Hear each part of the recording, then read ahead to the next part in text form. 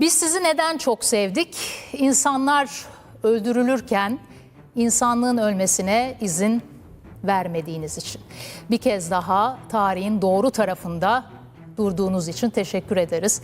İnsanlığın ortak vicdanı olduğunuz için teşekkür ederiz. Artık İspanyollar da bizim medyayı yakından takip ettiğine göre bu dostluğa ufacık da olsa bir katkı da bizden olsun.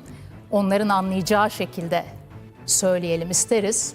Gracias por estar en el lado correcto de la historia. Gracias por representar la conciencia común de la humanidad. Feyyaz Yiğit'in dizisindeki adam gibi içimden İspanyolca konuşasım geldi. Dünya yanıyor, füzeler uçuyor, ülkeler saflarını seçiyor derken tam bu kargaşanın ortasında beklenmedik bir şey oldu. İki ülke birbirine koştu. Türkiye ve İspanya. Ama bu dostluk bir gecede doğmadı. Kökleri çok ama çok daha derine uzanıyor. Türkiye ile İspanya arasında modern ilişkilerin başlangıç tarihi 25 Nisan 1783'e dayanıyor. O gün İspanyol elçi Juan de Buluni, barış ve dostluk ticaret anlaşmasının onay belgelerini Osmanlı padişahına sundu. 240 yılı aşkın bir ilişki bu ve bu ilişkinin en önemli özelliği dönemin bazı büyük Avrupa ülkelerinden farklı olarak barış ve dostluk çizgisinden sapmamış olması. Düşünün, Fransa ile sorunlar yaşadık, İngiltere ile gerilimler oldu, Almanya ile krizler çıktı ama İspanya, İkili düzeyde siyasi sorun hiç yaşanmadı. Üstelik 1898 Küba bozgunuyla büyük devlet statüsünü yitiren İspanya ile aynı dönemde topraklarını kaybetmekte olan Osmanlı'nın kaderleri bir yerde kesişti. Tarihçiler iki ülkenin yaşanmışlıklarındaki paralellikleri aşırı derecede dikkat çekiyor. İki ülkede büyük imparatorlukların torunları. İkisi de acıyı biliyor. İkisi de yeniden doğmayı biliyor. İspanya 1982'de NATO'ya katıldı ve bu tarihten sonra Türkiye ile ilişkiler hız kazandı. İki NATO müttefiki, iki Akdeniz ülkesi, iki köklü medeniyet. 1989'da Başbakan Turgut Özal'ın İspanya'yı ziyareti ilişkilerdeki canlanmayı evime kazandırdı. O tarihten bu yana siyasi, askeri, ekonomi alanlarda ilişkileri sıklaştırdı. Sonra 2009 geldi. İspanya Başbakanı Hauslu Rodriguez ile Erdoğan başkanlığında İstanbul zirvesi yapıldı. Bu iki zirve, iki ülkenin Birleşmiş Milletler çatısı altında başlattıkları Medeniyetler İttifakı girişiminin ikili ilişkilere yansıması oldu. Medeniyetler İttifakı, ne güzel bir isim. Türkiye ve İspanya dünyaya şunu söylüyordu: medeniyetler çatışmak zorunda değil, birlikte de var olabilirler. 2023 yılında Türkiye'nin İspanya'ya yaptığı ihracat 9 milyar 266 milyon dolara ulaştı. Bu rakam o tarihe kadar iki ülke arasında yapılmış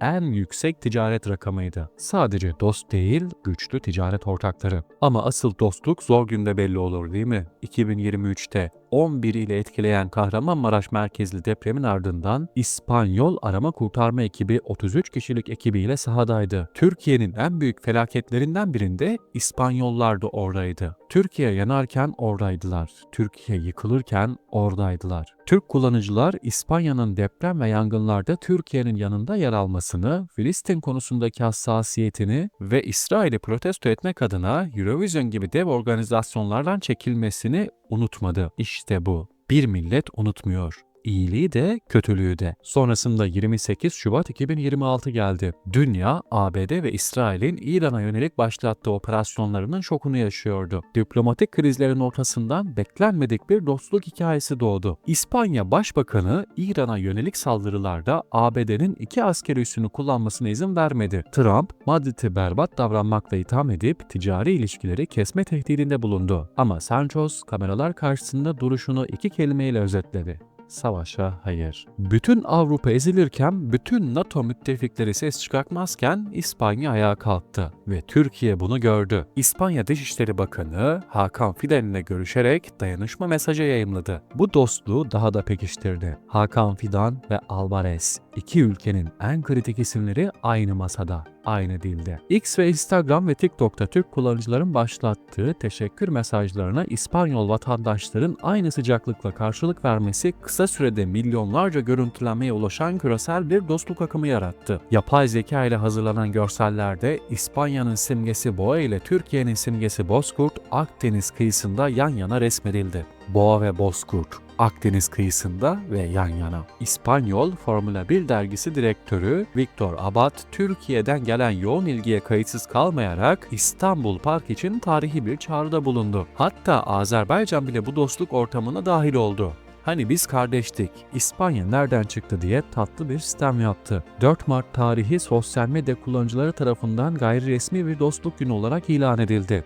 İspanyol kullanıcılar bu övgüye Türkçe ifadelerle karşılık verirken pek çoğu Türkçe öğrenmeye başladıklarını gösteren uygulamaların ekran görüntüsünü paylaştı. İspanyollar Türkçe öğreniyor, Türkler İspanyolca öğreniyor. Savaş insanı böler ama bazen beklenmedik bir dostluk doğurur. 240 yıl önce Osmanlı ve İspanya Dostluk Anlaşması imzalandı. Bugün Türkiye ve İspanya dünyanın en karanlık dönemlerinden birinde yeniden el sıkıştı. İki Akdeniz milleti, iki eski imparatorluğun torunu, iki cesur devlet. Savaşa hayır diyen ülke İspanya, savaşa rağmen ayakta duran ülke Türkiye. Ve bu iki ülkenin dostluğu artık dünyanın gündeminde. Videomu izlediğiniz için hepinize çok teşekkür ederim. Beğendiyseniz kanalıma abone olmayı unutmayın. Kendinize çok iyi bakın. Hoşça kalın.